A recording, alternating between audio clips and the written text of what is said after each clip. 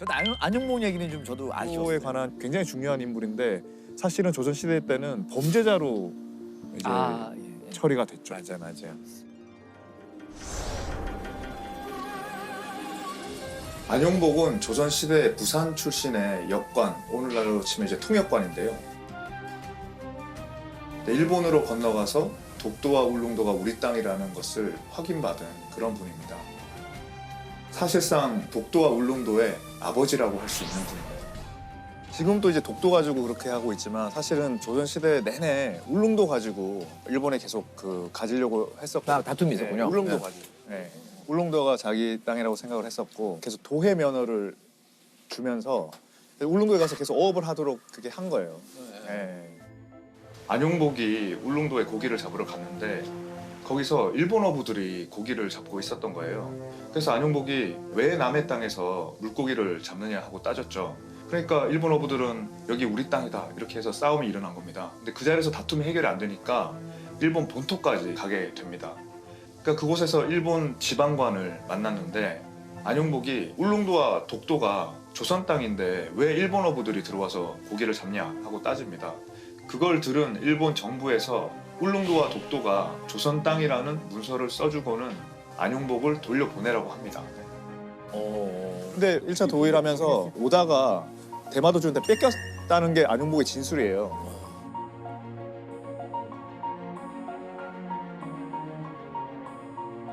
그게 남아있었으면 이제 되게 더 큰 의미가 있었겠죠. 근데 아무튼 그런 와중에서 서로 조선 정부하고 일본 막부하고 서로 울릉도가 누구 거지? 이런 분쟁이. 일본 막부도 그 가장 가까운 데가 도토리 번이었는데 도토리현, 예. 예, 물어본 거죠. 울릉도가 어디 거냐? 그랬더니 그 두 섬은 우리 게 아니다. 이렇게 도토리 번이 막부에 통보를 합니다. 그럼 막부가 그걸 받아서 아 그래 그럼 울릉도는 우리 게 아니네. 그러면서 울릉도에 이제 앞으로 건너가지 마 이렇게 이야기한 거예요. 90년 만에 넘어가서 어업을 하라고 한 그 도해 면허를 울릉도 도해 면허를 취소합니다. 그게 기록에 남아 있는 거죠. 예, 그 양국의 기록에 남아 있습니다. 양국에. 지금 결정적 영통 증거네 그게. 예, 지금 예. 근데 그때 이제 일본은 그때 정리된 거는 울릉도만 정리된 거지. 독도는 정리 안 했다. 독도는 아니다라는 거죠. 지금의 논리다. 예. 근데 사실 그 울릉도 생계 전후로 한쪽만 조선 땅이고 한쪽만 일본 땅으로 한 적이 없어요. 야,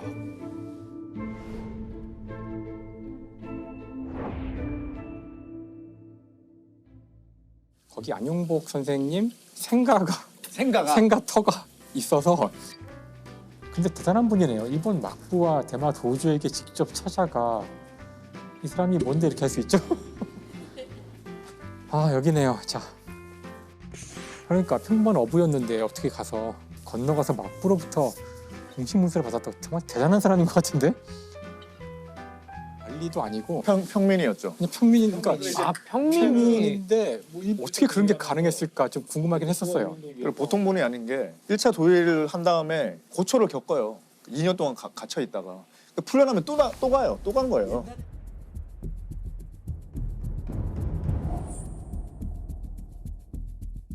그렇게 갔을 때 약간 사칭을 합니다. 그냥 일반 민간인인데 나는 울릉도와 독도의 세금을 담당하는 관리다. 이렇게 사칭을 한 거예요.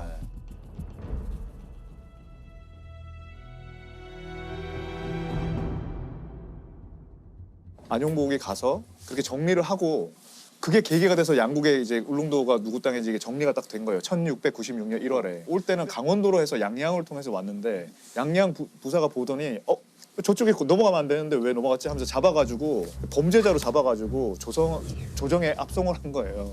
그래서 오늘 알스 범잡에 되게 필요한 분이네요. 네. 범죄에도 연루되고. 범죄로 안용복의 제목은 넘어가지 말라고 한 그 섬에 넘어갔고 공무원이 아닌데 공무원이라고 사칭했다.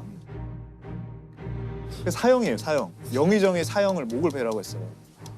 그랬더니 이제 뭐 남구만이나 다른 대신들이 아니 이 사람이 공이 얼마나 큰데 그러니까 너무 근시안적인 생각으로. 어떻게 이 사람을 그렇게 처벌하냐. 그래서 사형은 면하고 그 다음 형이 유배형인데 유배를 보냈어요.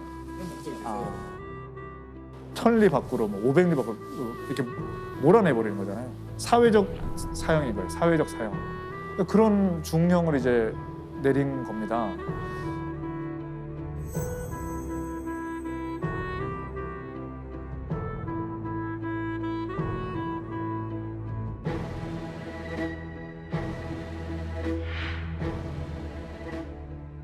일본이 처음으로 이제 독도를 편입할 때 그때 이제 1905년에 이제 편입을 한 거거든요. 2월에. 아, 5년에. 네.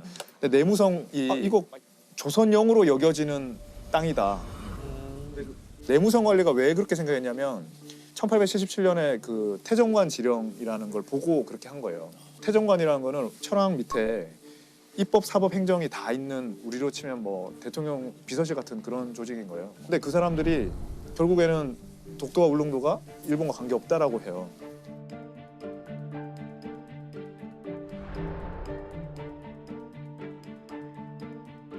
근데 그 사람들이 왜 뭘 근거로 하냐면 또 180년 전에 울릉도 쟁계를 문서를 보고 하는 거예요. 아, 그렇게 이어. 네, 그러면 그 울릉도 쟁계는 누가 만들었냐면 안용복이 이제 계기가 돼서 이렇게 한 거죠. 그러니까 그 일본 내무부 네. 사람이 알고 있는 거잖아요. 그렇죠, 그렇죠. 그럼 자기들 기록에 남아 있잖아 이게. 네. 야, 그게 결정적이네요. 진짜. 결정적이네 이게. 근데 이제 일본은 계속 그렇게 이야기하는 거죠. 이를테면 이제 죽도 외의 일도는 본방과 관계 없다. 우리 일본과 관계 없다고 했는데 지금 거기서 이제 뭐 두 가지로 그 외의 일도라는 게 독도가 아니라 딴 섬이라거나 우리나라 게 아니라 그랬지 언제 조선령이라고 했냐 이런 거예요. 근데 그것도 울릉도 쟁계 때 우리 조선과 이게 그 분쟁이 있었잖아요. 그러니까 그게 자기 땅이 아니면 우리 땅이 되는 거죠. 모든 것의 시작점이 거기 있는 거예요.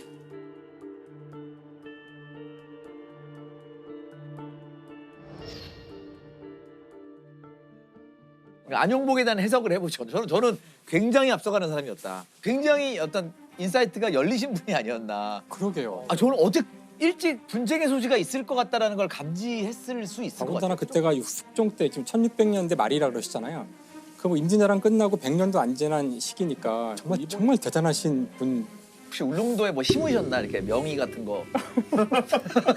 최초로 명의를 심은 분. 거기 뭐 이런 분이 아닐까. 거기 땅을 사뒀는데 우리한테는 엄청난 그렇죠. 결과적으로는 대단한 독도는 우리 땅을 얘기할 수 있는 근거니까. 네.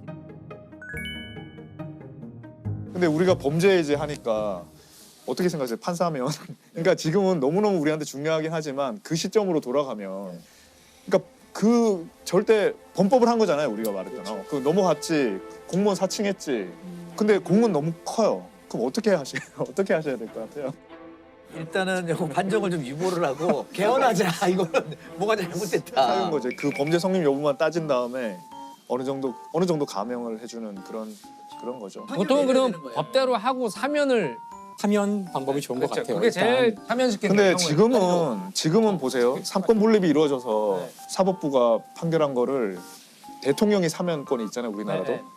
근데 그때는 처벌도 왕이 하는 거기 때문에 그걸 사면하는 거는 어불성설인 거예요. 자기가 벌 주고 용서를 하는 거죠. 그럼 처음부터 주지를 말지. 형 자체를 결국 유배형을 내리면서 끝낸 거네요. 네, 그렇죠. 정상 참작이 납은 된 거죠. 거네요. 네. 그러나 죄인이네요. 이 사람은. 그런 면이 있죠. 그래서 제가 오늘 사실 범잡에서 범죄는 범죄인데 너무 나라를 구한 범죄라서 모든 문제들이 선악이 섞여 있고 옳고 그름이 뒤섞여 있고 그럼에도 불구하고 유죄 아니면 유죄지 50% 60% 유죄고 40% 무죄 선고한다 이렇게는 안 되는 거거든요.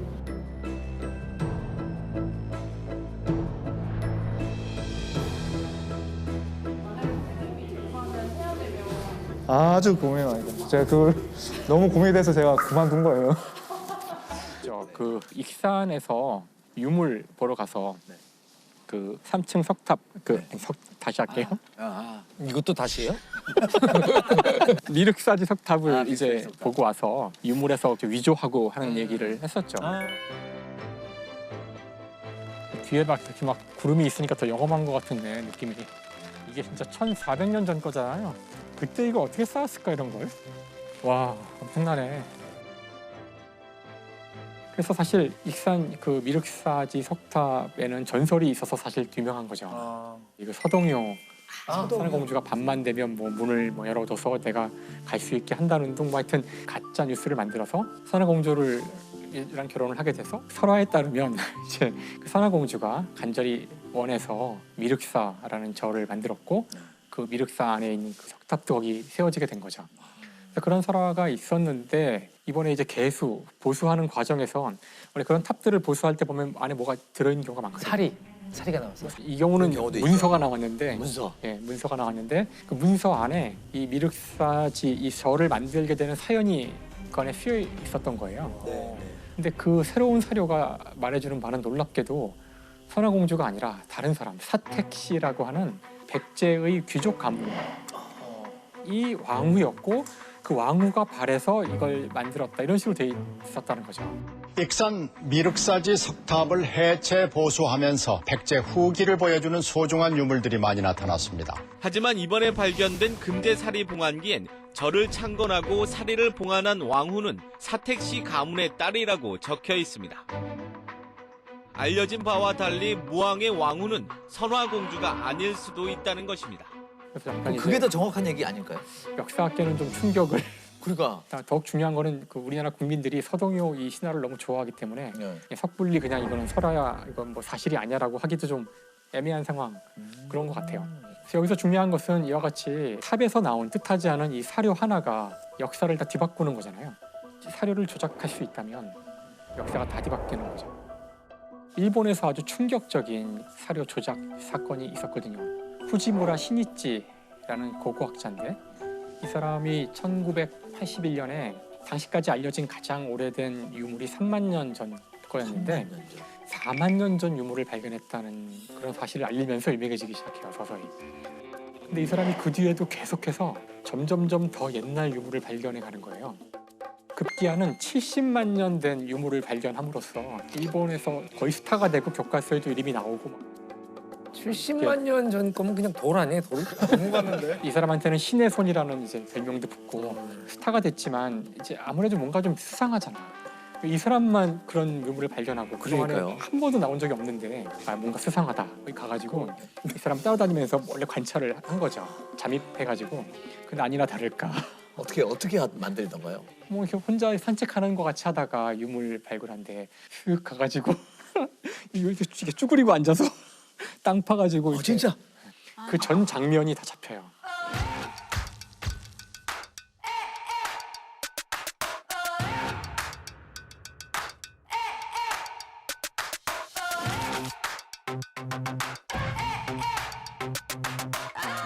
어쨌든 그건 물질일 거 아니에요, 뭔가. 그 70만 년 전이라는 걸 증명 못 하나? 그러니까 이 사람이 이게 고고학자라는 게 중요해요. 이 사람이. 의심이 안 가게 하기 위해서 어떻게 하는지를 알고 만들었다는 뜻이죠. 그러니까 전문가가 속이기 시작하면 밝히기가 아주 힘든 거예요. 그렇겠네.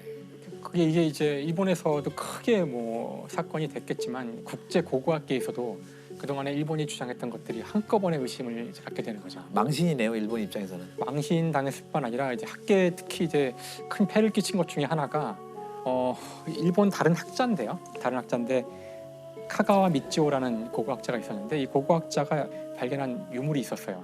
이런 사건이 있고서 혹시 이것도 가짜 아닐까 이제 사람들이 막 의심을 시작하는 거잖아요. 그 사람은 자기는 아니다. 자기는 절대로 그런 조작하지 않았다고 막 주장하다가 정 이게 먹히지 않고 사람들이 막 자기 비난하고 조롱하니까 자살을 해요. 이 사건에서 그 한 사람의 물론 자기 공명심 때문에 한 일인데 사실 우리도 그 황우석 사태가 있었잖아요. 그러니까 진짜 그 우리나라 주요 대학 최고의 대학의 교수가 마음 먹고서 조작을 하면 쉽지 않다는 거예요.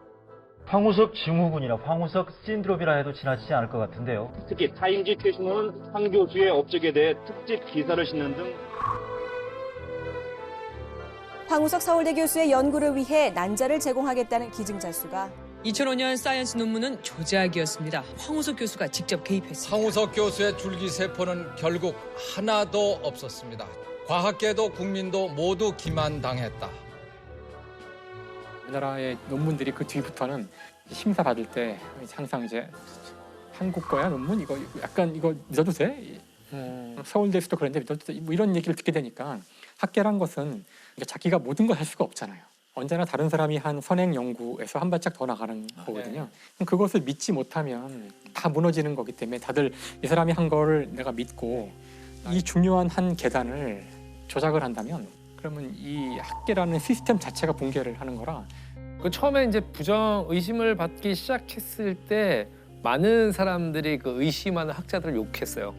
비난하고. 이번에 후지무라 시니치 사건의 경우도 사실 10년 채 안 지났을 때 고고학계에서는 의심이 시작됐대요. 속이는 게 한계가 있잖아요.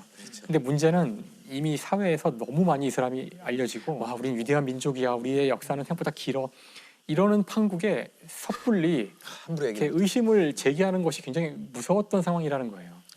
그러니까 결국은 시간이 한참 지날 때까지 견제가 안 되고 정말 그 사람이 현장에서 잡히는 그런 정도까지 올 때까지도 이 사람을 제어 못했던 거예요. 그러니까 사실 똑같은 거죠. 황우석 때 우리가 겪었던 거랑 같은 일을 일본에서 겪었던 거예요. 저는 역사를 배우는 이유가 미래를 알기 위해서 배운다고 생각을 해요.